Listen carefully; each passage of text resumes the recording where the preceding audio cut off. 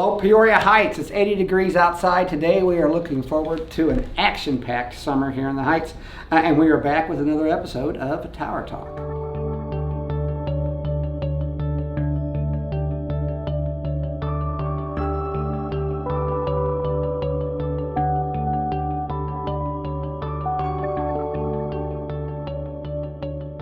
Our guest today is Michael Reagan, the founder of 22VA, who's here to talk about the exciting new relationship and projects his organization is developing within the village of Peoria Heights. Welcome today.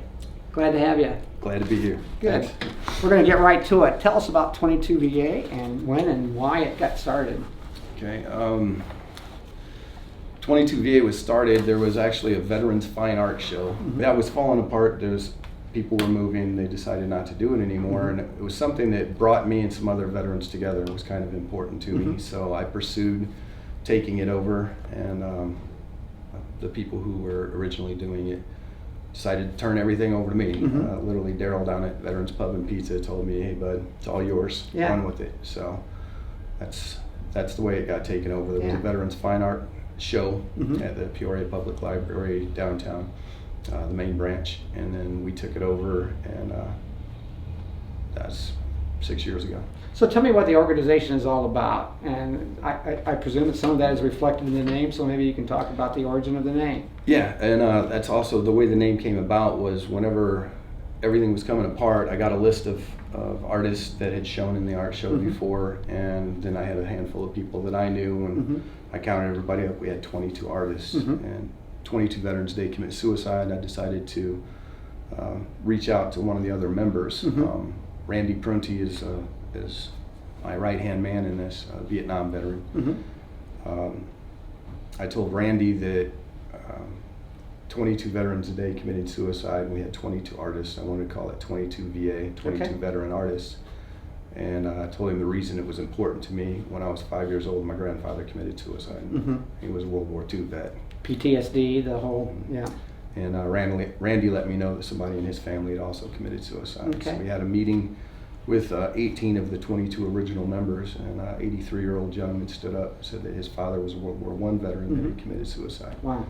And with the other members that were there, of 18 of the original 22, 2 of them had attempted suicide. Okay. So it's something that it's touched a lot of people, and and clearly something near and dear to your heart. I mean, it means a lot to you. Yeah, I started working on a piece. You're just waking up in the middle of the night between 3 and 5 in the morning, and I put stuff into this piece and gets things out of my head, and it was really, really therapeutic for me. I entered it into the Veterans Fine Art Fair, and I won it in 2013 with that piece, and the guy who was judging the show said that somewhere in here there's somebody that knows what it's like to wake up in my head. Yeah. So it's a therapeutic thing. In fact, I wanted to get into that. You talk about the concept of healing through art, so maybe you can elaborate on that concept a little bit. And what is it about art itself that helps you sort through things? Yeah. Just getting things out of your head, things that I was going through, things that I've dealt with, things that a lot of veterans deal with. Just being able to express themselves and get things out of their head and put it into something, just to get it all out. Sure. Some veterans want to do art about what they went through while they're in. Some people just want to do something peaceful and pristine now and get away from all of that.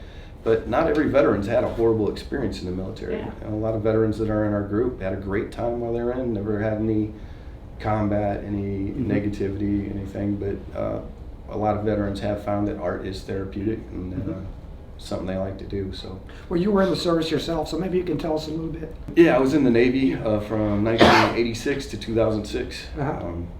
20 years, a long time. Yeah, I was a Navy recruiter here in Peoria Heights. That's one of the things I've always felt a big connection with Peoria Heights. Back when Tom Gamble was principal of the school, Roger Berge was superintendent. So I know Roger well. I used to love coming to the Heights. It was my favorite school to visit. It was just kind of like it had a homey feel to it. It was just a really good place to be able to come to, and I didn't really worry about recruiting people so much. I worried more about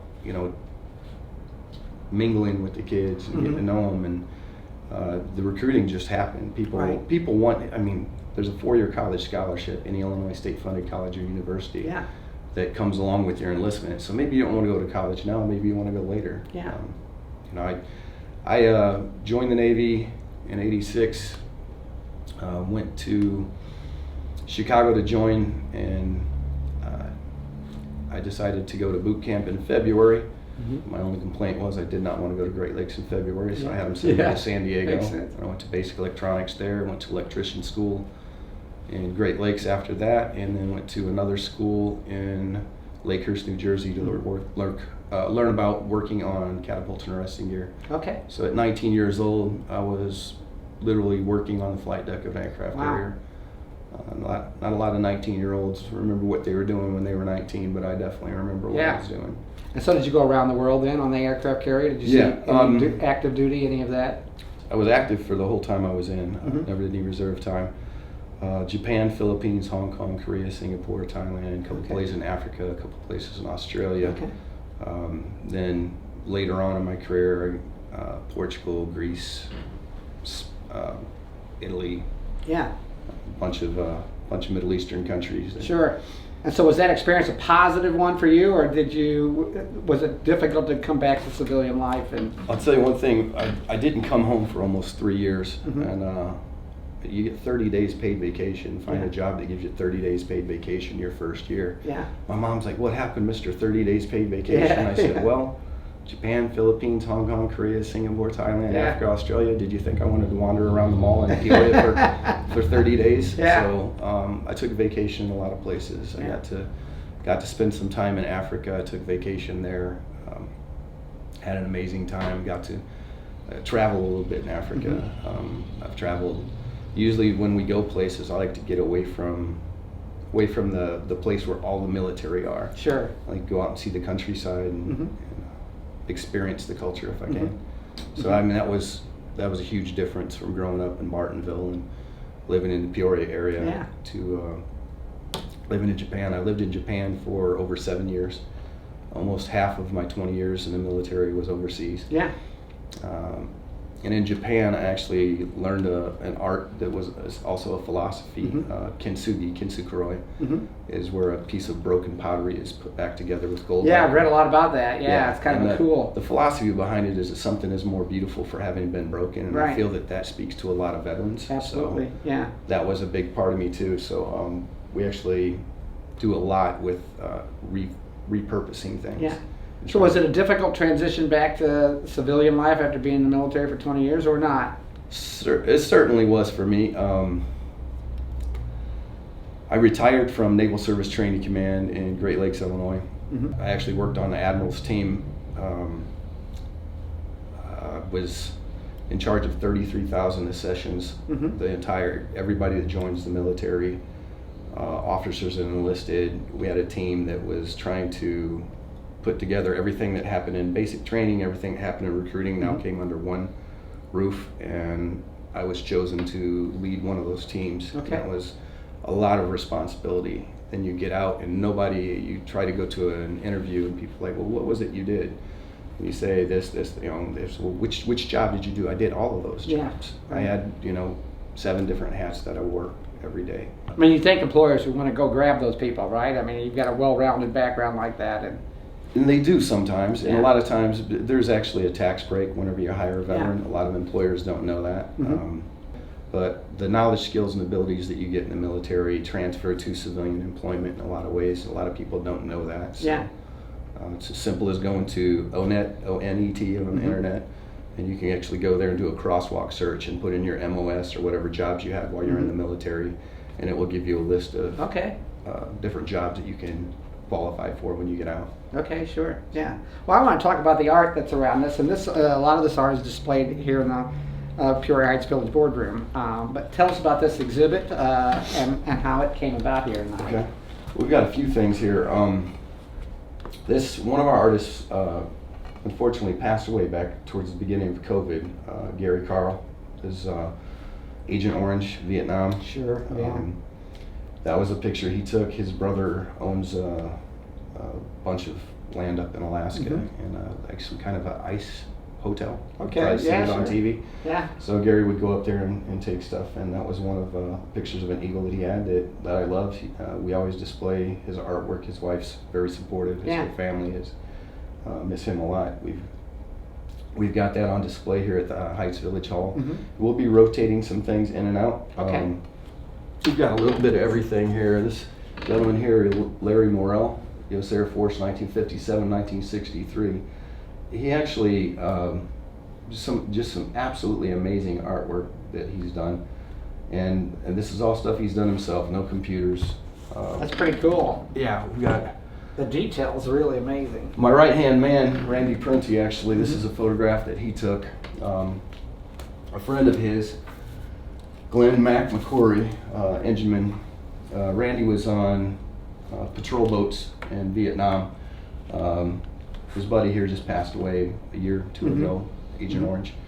Boy, you hear about Agent Orange a lot. A lot, and we try to put that into our artwork too. I've got a piece that's completely dedicated to Agent Orange. It's got the colors of the Vietnam service ribbons coming down from the eyes, and it's got all the different diseases that are related to Agent Orange all over a headpiece. Yeah. So that'll be displayed at an upcoming show we have. Yeah. And of course, we have a famous Bruce Brown back here. Yeah. That's right. And these and others are on display at Peoria Heights Village Hall. Yeah. People could come in and see them and learn. So about how many artists do you have? Is it still the 22, or is it? No, we've had over 50 artists. Wow. We've had a few pass away. We've had a few move away. We always have new artists. We've got 5 new artists that are showing with us just this past month. Yeah. And how do they find out about you? I mean, is it word of mouth sort of stuff thing? like They this. see an exhibit? Yeah. They see this. The Peoria Public Library downtown has been really the big show that we've had. We had the biggest show that they've had down there. They have an amazing gallery. Okay. We'll be there again November and December of this year. Holidays are hard on veterans, so we try to put a focus on that. We have a Facebook group. Follow us on Facebook. Just do hashtag 22VA and find out about us, a little bit about what we're doing. Yeah, tell me a little bit about their art, the formats and the styles, you know, in which these artists work, you know. Their stuff. I mean, does it tend to be military themed, or is it a little bit of everything? It's not all military themed. But the beautiful thing is we have a lot of different types of art. We have a show going on at a local library here coming up, and the guy who's heading that, Tom, was a Navy structural salvage diver during Vietnam era. Okay. So he does a lot of metal work. So we've got sculpture, we've got woodworking, wood carving, paintings, photography. We've got a little bit of everything. Okay. And one of the World War II veterans that passed away, we still have some of his artwork that we show. Okay. And, we have a memorial area down at the library every year for the veterans that have passed that have shown with us. So what's your specialty? What kind of? I like found objects. Okay. I've done a little bit of woodworking stuff, but I like to repurpose things. I like to do sculpture out of things that are maybe going to be thrown away, going to be trash. Try to find ways to repurpose It's them. the Japanese influence, right? Exactly. Yeah. Make something beautiful out of something broken. Yeah. Okay. Well, one of the things we're really excited about here in the Heights is this installation you have coming on the bike trail on the Rock Island Greenway. So tell us about that. What can we expect there? Well, being a fledgling non-for-profit, we just got our non-for-profit just a little over a year ago.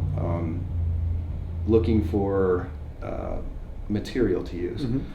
I don't have the money to go out and buy a bunch of stainless. I don't have the equipment and stuff to be able to really do major things like that. So I thought, what can I do? So I actually teamed up with a couple bicycle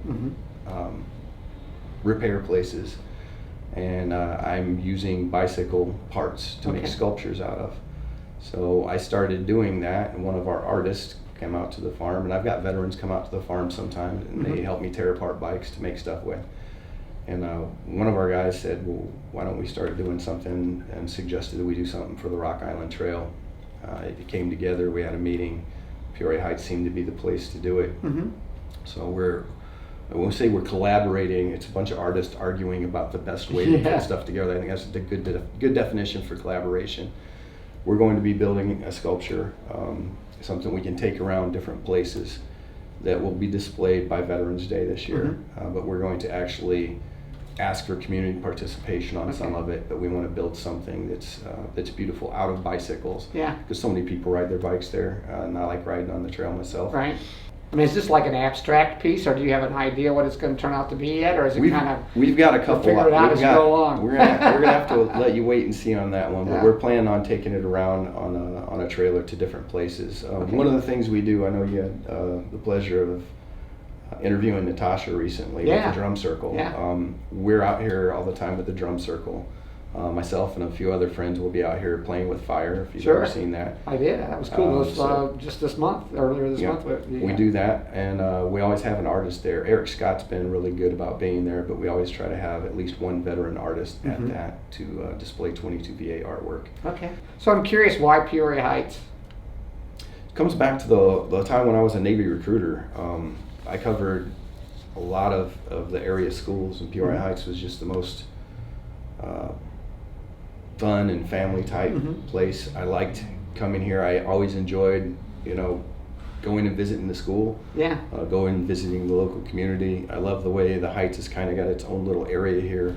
It's a beautiful area. They've got their own art community. Everything is just a nice little community. So You get a lot of exposure here. I mean, a lot of people coming to town for Restaurant Row and that sort of thing. And yeah, and so the Heights has really sort of embraced the arts here. I mean, they amazing food, amazing people. Yeah. Just a lot of good memories here in the Good. Heights.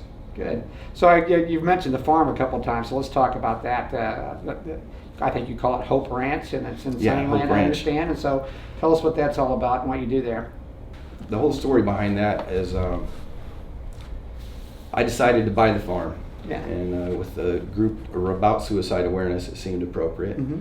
And one of my friends actually went to somebody in the VA and mentioned that I had bought a farm. And she Mhm. said, "Oh, well, we all kind of saw that coming." He's like, "No, he actually bought a farm and do all the things that you guys aren't helping us with." Yeah. So where we can get together, we've had artists come out and use the garage. Mhm. We're going to be setting up a woodworking shop. We're setting up rudimentary welding stuff, tearing apart these bicycles and putting things together. Okay. So that's the main place where we go and do stuff. And Yeah. it's also, it backs up to Farmdale Park. I was going to say, Farmdale, the reservoir over there. Yeah, I've hiked that literally, area a lot. this is I an love old that horse area. farm that used Yeah. to literally just ride down the hill and into the trails. Okay. So I've had veterans come out that just need to get away for a little bit, Sure, come it's a out and beautiful camp for a spot. couple days, Yeah. help out on the farm for a couple days. Okay. And I did, a couple years ago, we did a focus piece out in front of the house, a 22-foot Mhm. medicine wheel healing garden. Okay. That from the Native American medicine wheel healing. And what I've got is a couple benches out there. And Mhm. it's not opened up this year. We're Yeah. cleaning everything up after the winter, of Yeah. course. But the idea there is it's surrounded by stones.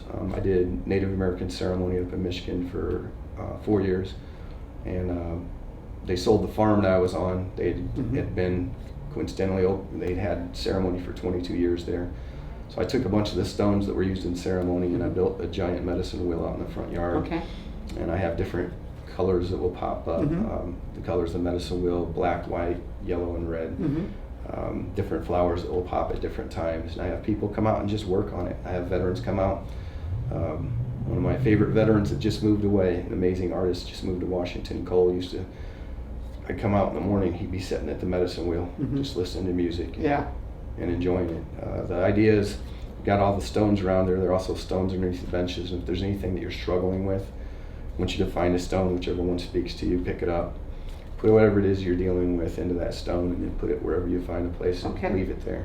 Kind of a neat thing. Yeah, it's a nice little place to relax, and I want it to be the focal piece for the place. But, Mhm. winter has been kind of tough, and Yeah, COVID yeah, has it's- been tough. This year more than most. Yeah. So. Yeah, our volunteer group dwindled quite a bit. We have a lot of Vietnam era veterans Mhm. in their 70s Mhm. and older that like to come out, and some of them like to just come out and see the goats or come Yeah, out and sure. hang out. And one thing we love to do is we love to promote other groups. Mhm.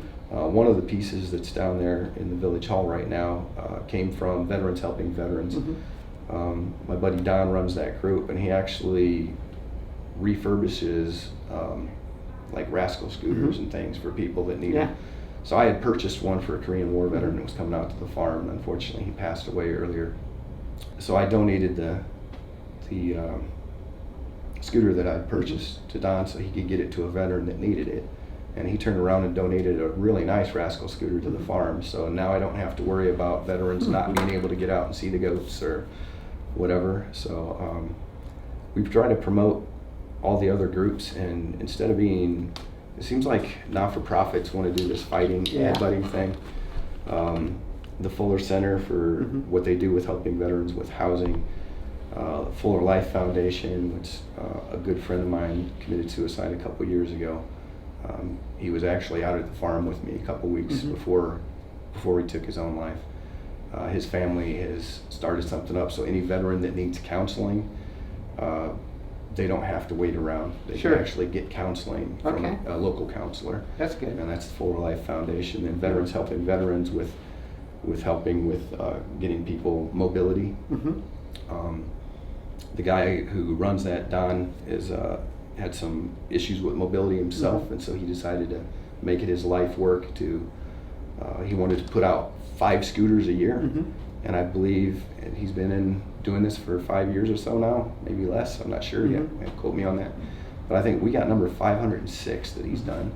So he's just blowing it up, and we love people to donate to other groups like that and help out. Well, I was going to ask you, tell us what the folks tell the folks watching out there what they can do to help you and help veterans, help 22 VA specifically. 22 VA specifically, we're always looking for donations of bicycles. Okay.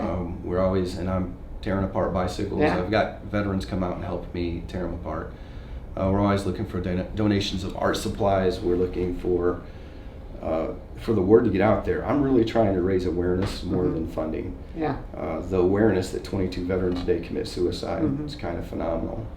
Cherie Bustos. It's a startling number, right? Yeah, Cherie Bustos was really helpful in coming down and checking out our show last year. And one of the statistics that I put up on the internet is that if Congress was to commit suicide at the rate that veterans do, there would be nobody left in like 24 days. So it's a ridiculous amount. So it's just raising awareness about that. On the 22nd of every month, we ask you to reach out to veterans. Just reach out, call somebody, check on them, see how they're doing. It may make the difference. So anyway, thank you for your service. No Thanks problem. for Thank you. everything you do for 22 VA. That wraps up things for us here at Tower Talk today. Michael Reagan, again, thank you for being here. Thanks for having me. We're really excited about this partnership with 22 VA here in the Heights. And again, the community here has really embraced the arts and all they mean for so many people. So please stop by and see the show here. We look forward to watching all this blossom. And until next time on Tower Talk, thank you. Thanks.